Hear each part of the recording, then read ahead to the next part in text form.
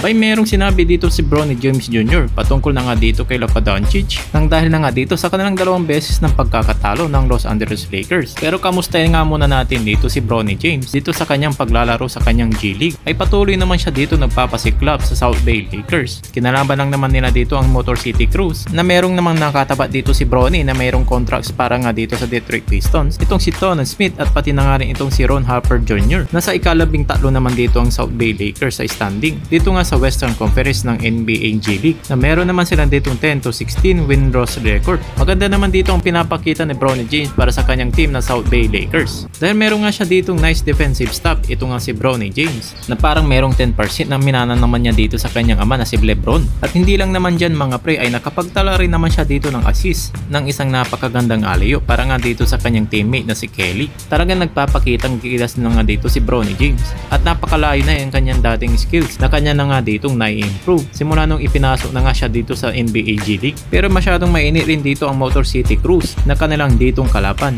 at dikitan lang ang kanilang ditong laban sa game na ito. Samantalang ito si Bronny James with a nice effort inside the paint, tough layup. Okay na okay din dito ang improvement ni Bronny James. Ang bilis din niya bumaba para sa possession na ito at nakita niya na rin dito ang kanyang magandang opportunity para sa isang magandang assist. At hindi pa dyan natatapos mga pre ay meron pa siya ditong tough layup again at nakapagpingwit pa nga siya dito ng free throw sa pagkakataon na to. Pero hindi lang yan ay nagpatuloy rin dito ang outside shooting ng South Bay Lakers. Kaya naman ay nagawa na nga nila ditong lamangan ang Motor City Cruise. At isa rin sa mga dahilan dyan itong si Bronny James ang kanyang ditong ginagawa. Dahil patuloy pa rin itong si Bronny James hanggang sa third quarter na pag-cut inside the paint for the easy layup. Sinusubukan ulit yung gawin dito ni Bronny James kaso nga lang nagmintis na siya dito yung kanyang ikalawang tira. Pero binawi naman kaagad yan dito ni Bronny James dahil nakakuha ulit siya dito ng tough 2-pointer inside the paint at ang malupit ay meron pa ditong kasamang foul. Bago nga natapos pala dito ang fourth quarter ay nakapagtala pa dito ng isang floater itong si Bronny James kaso nga lang hindi na nagawang nakahabol dito ang South Bay Lakers sa ginawang momentum dito ng Motor City Cruise. Kaya naman sa huli ay natalo lang sila dito ni Bronny James. Nagkaroon dito ng impressive stat itong si Bronny James with 16 points, 2 rebounds, with 4 assists at meron pa siya ditong 1 steals.